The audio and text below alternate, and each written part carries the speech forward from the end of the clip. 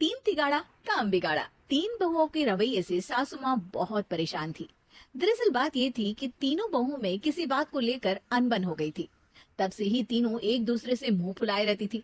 ना कोई सीधे मुंह किसी से बात करती, ना किसी का कहना मानती। पड़ोसी भी इस बात को जानते थे और जाने कैसे कैसे बातें भी करते। इसीलिए सासू माँ ने तीनों बहुओं को तुरंत अपने कमरे में बुलाया। मैं कई दिनों से देख रही हूँ, तुम तीनों अलग अलग सारे काम कर रही हो।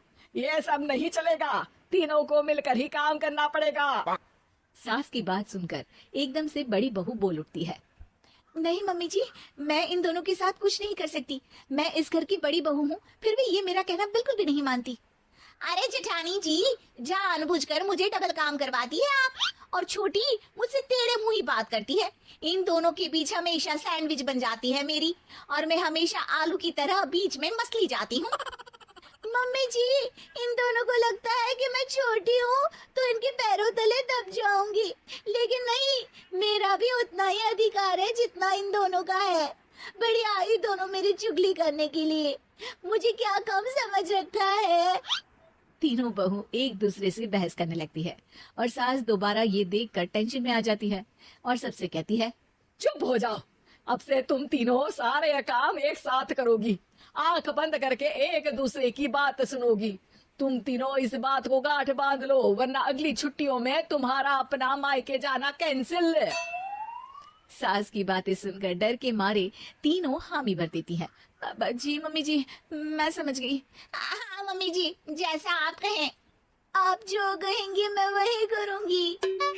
तीनों बहू सास की बात को गांठ बांध लेती है और वादा करती है कि अब से सारे काम वो तीनों एक साथ मिलकर ही करेंगी।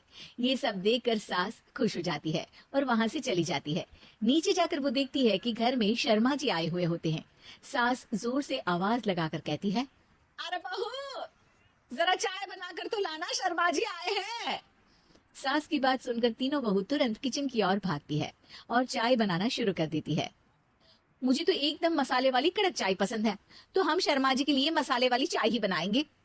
अरे नहीं दीदी, गर्मी के मौसम में मसाला चाय कौन पीता है। मैं तो शर्मा जी के लिए इलायची वाली चाय ही बनाऊंगी। ये कैसी बात कर रही हैं आप दोनों। मेरी मम्मी ने सिखाया है कि मेहमान को ज्यादा दूध और शक्कर वाली चाय देनी चाहिए, वरना वो घर वालों को कंजूस समझते हैं। तो मैं तो शर्मा जी को ऐसी ही चाय दूंगी। तीनों बहुएं अपने अपने तरीके से चाय में शक्कर, मसाला, पत्ती सब डाल देती है। उबलने के बाद तीनों मिलकर चाय बाहर लेकर जाती है और शर्मा जी और सासू माँ को देती है। चाय पीने के बाद शर्मा जी सासू माँ को देखकर शर्मा जाते हैं और शर्मिंदा महसूस करते हैं कि आखिर उन्होंने चाय पीने के लिए हामी क्यों भरी। सासू माँ भी चाय पीना शुरू करती है और कहती हैं, अरे बहू, ये कैसी चाय बनाई है? चाय है या मीठे दूध की बासुंदी? हाँ, चाय अच्छी नहीं लगी क्या? कोई बात नहीं, हम पराठा बनाकर लाते हैं। चलो चलो अंदर। हाँ हाँ चलो। हाँ आती हूँ मैं भी। नहीं नहीं, मेरा पेट चाय ने ही चौपट कर दिया, वही काफी है। पराठे से पोपट नहीं करवाना, मैं तो चलता हूँ। शर्मा जी चुपचाप पतली गली से निकल जाते हैं। अगले दिन सास बहुओं से कहती है, अरे बहू, जाओ जाके ऊपर के गेस्ट हाउस की सफाई कर दो। कल हमारे यहाँ मेरे दूर के रिश्तेदार आने वाले हैं, तो पूरे कमरे को चमका देना, समझी? तीनों बहू सास की बात को मानकर ऊपर सफाई करने चली जाती है और तीनों कमरे की सफाई चालू कर देती है। बड़ी बहू मकड़ी के जाले साफ करती है, तो बीच वाली झाड़ू लगाना और छोटी वाली सर्फ डालकर जमीन धोना शुरू कर देती है। अरे दीदी, जेठानी जी, अभी मैंने पूरी फर्श धोई और आप फिर से धूल नीचे गिरा रही हैं। और मछली जेठानी जी, आप बिना झाड़ू की धूल यहाँ छटक रही हैं। अरे तीनों को साफ करना है, एक साथ सफाई करते हैं ना। अरे वही तो, हम साथ साथ हैं, घर साफ साफ है। तीनों बहू ऐसे ही काम में उलझ जाती है और 2 घंटे तक एक ही कमरे की सफाई करती रहती है। बहुत देर से अपनी बहुओं को ना देखने के कारण सास ऊपर कमरे में उन्हें देखने जाती है, लेकिन कमरे में घुसते ही वो गीली फर्श पर फिसलने के कारण नीचे गिर जाती है। ओरी मोरी मैया, हड्डी मरोड़ के रख दी। आए, मेरी तो कमर ही टूट गई रे। तीनों बहुएं सास को उठाती हैं और बिस्तर पर सुला देती है। अरे मेरे हाथ पैर दर्द कर रहे हैं, दबा दो, आराम मिलेगा। हाँ जी माँ जी। अरे जी माँ जी, जी माँ जी। और तीनों बहुएं एक साथ सास के हाथ को दबाना शुरू कर देती है। माँ की तो चीख ही निकल जाती है और नतीजा ये होता है कि सास के बचे हुए शरीर में भी दर्द उठ जाता है। हाय राम, ये क्या कर दिया तुम तीनों ने। अरे मेरी तो किस्मत ही फूटी है कि तुम जैसी बहुएं मुझे मिली। हे भगवान, पूरे शरीर में दर्द बढ़ गया है। अब तो पता नहीं कि चल भी पाऊंगी या नहीं।